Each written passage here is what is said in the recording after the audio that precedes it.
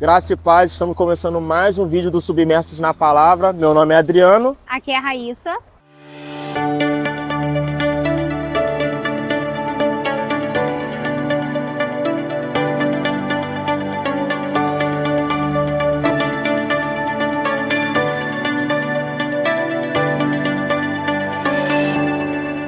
Vai dar um pouco de continuidade dos últimos vídeos que a gente gravou sobre batalha espiritual. Só que dessa vez a gente vai falar de uma ferramenta, de uma arma muito importante para se usar inclusive na batalha espiritual, que é a oração. Raíssa, Amém. Você, o que você acha de uma visão bíblica, numa visão pessoal sua? Pode explicar para a gente um pouco sobre oração, do que significa? Amém. Oração, assim eu acredito, nada mais é do que o nosso momento de comunhão com Deus. E o que é comunhão? É quando você passa tempo com o Senhor. É lógico que Deus ele está em todo momento presente nas nossas vidas, mas o momento de oração é a tua oportunidade de ir para o teu lugar secreto e verdadeiramente meditar naquilo que o Senhor ele tem ali a falar no teu coração ou naquilo que você precisa derramar do seu coração para o Senhor. A oração, ela tem continuamente esse caminho de conversa. Sim. Né? Mas é uma conversa onde, muitas das vezes, Adriano, qual é o problema? A gente, por não ter uma voz audível, né, conversando ali conosco, às vezes a gente acaba não entendendo o poder da nossa oração e não entendendo que, de fato, esse é o teu momento de criar intimidade com Deus. Conversar, ter esse diálogo. E aí eu queria também pontuar algo muito importante para a gente trabalhar sobre esse assunto de oração nesse tema desse vídeo, que é sobre você ter sabedoria naquilo que você vai orar e colocar diante de Deus. E aí eu queria ler com vocês, lá na carta de Tiago, no capítulo 4, vai dizer o seguinte a partir do versículo 2. Vocês cobiçam as coisas, mas não as têm. Matam e invejam, mas não conseguem obter o que desejam. Vocês vivem a lutar e a fazer guerras, e não têm porque não pedem. Quando pedem, não recebem, pois pedem por motivos errados para gastarem seus próprios prazeres. Quando a palavra aqui em Tiago ela vai trazer esse tema da oração, ele vai nos sinalizar que não é só sobre você se colocar diante do Senhor, mas é você ter fé de que você vai receber aquilo que está sendo pedido. A gente vai falar sobre isso daqui a pouco, mas também é você ter sabedoria no que você vai colocar diante de Deus. Até porque a oração não é só um pedido, é uma conversa. É uma conversa. Numa conversa, você tem desabafo, você tem Sim. agradecimento, você tem pedidos. Mas quando a gente traz isso para uma conversa com o Senhor, a gente precisa lembrar que Deus ele tem os seus princípios e uma vez se colocando diante da presença dele, nós somos convidados verdadeiramente a clamar e orar aquilo que está no coração dele. Às vezes a gente pede e ora por coisas que não estão alinhadas com a vontade do Senhor e estão alinhadas com que vontade? Com a nossa própria. nossa. E por isso que muitas das vezes não recebemos, porque pedimos mal, literalmente. É como se você estivesse diante daquele gênio da lâmpada e pudesse pedir tudo o que você quisesse. Exatamente. E você comete o erro de pedir aquilo que não vai te agregar em Fúteis, nada. coisas banais. Exatamente. E assim, é importante, como a Raíssa falou, frisar que Deus ele não é exatamente isso, um mago para realizar os nossos desejos. Até porque a gente pode ter o desejo, mas a vontade do Senhor é boa, perfeita e agradável. Ou seja, a oração é mais para nós nos alinharmos à sua própria vontade. Eu acredito que quando a gente tem esse entendimento da oração, é justamente chamar Jesus para a conversa e falar: Jesus, eu não estou conseguindo compreender muito bem aquilo que o Senhor quer para a minha vida. Então, senta aqui, vamos conversar. A oração é exatamente isso. Eu separei aqui até alguns princípios, Raíssa, sobre a oração. Eu vou separar, só listar 5 aqui, mas aqui o importante que já foi até falado é da fé. Porque orar é você ajoelhar, falar com alguém que você naquele momento não está enxergando, não está vendo, mas você acredita, tem fé que ele vai responder a sua oração e ele vai falar com você. Até porque em Hebreus 11:6 fala que sem fé é impossível agradar a Deus, ou seja, é algo que também o alegra, mesmo você sabendo que visivelmente você pode estar fazendo algo que não tem nada a ver, não tem cabimento, mas você acredita através da sua fé que aquilo que você está falando está sendo escutado por alguém, está sendo atendido e que alguém vai se levantar ao seu favor. O segundo ponto é sinceridade. É falar exatamente numa conversa, como se fosse um amigo pessoal. E é entender também que esse relacionamento não é com qualquer um.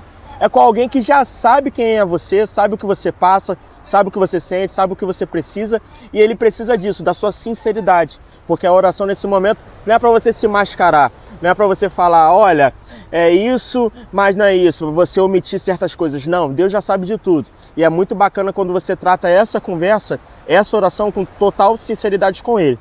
Terceiro ponto que eu quero destacar aqui é submissão à vontade de Deus.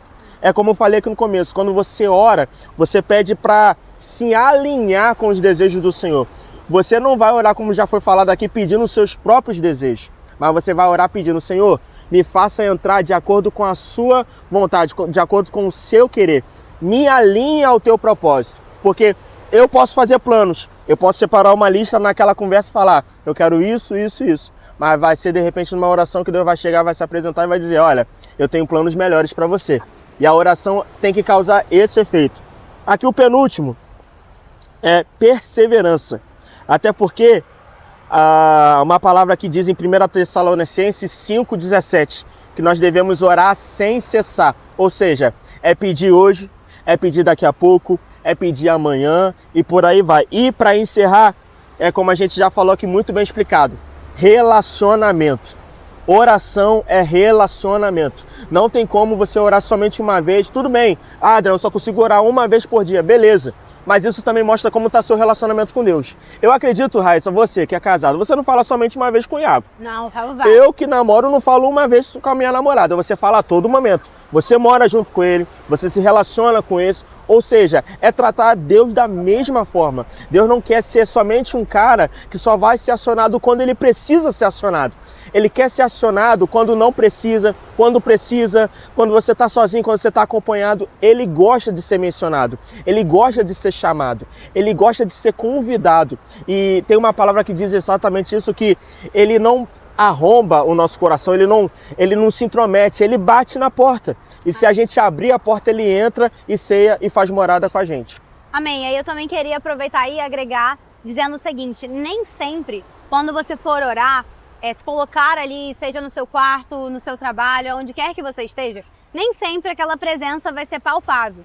Mas nós precisamos, como crentes, como cristãos, principalmente, entender que nenhum cristão sobrevive sem oração. A oração, ela é o pão que sacia a nossa alma. Assim como a palavra precisa ser constante na nossa vida, a oração também precisa ser. Muita coisa. E aí, muitas das vezes, a gente ouve cristãos orando, e vocês sabem que pela forma como uma pessoa ora, a gente, numa oração coletiva, a gente consegue entender o nível de intimidade que essa pessoa tem com Deus.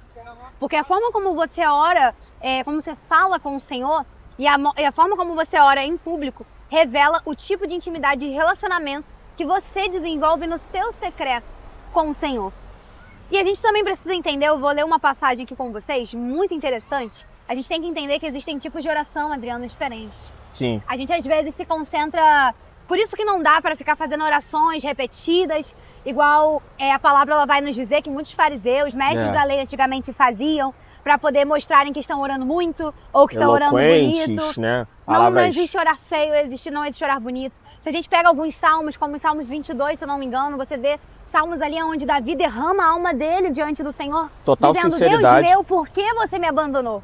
É lógico que Deus não abandonou ele. Mas a sensação, o sentimento que Davi tinha naquele momento era esse. Ele era porque sincero. Ele estava passando por uma tribulação, por alguma dificuldade. Exatamente. Então assim, não é sobre você orar bonito, não é sobre você falar bem, é sobre você derramar a sua alma, o seu coração diante do Senhor. E existem para isso diferentes tipos de orações. Orações de levante de clamor, onde você vai bradar e clamar por algum propósito. Existe aquela oração onde você vai ficar mais no seu silêncio.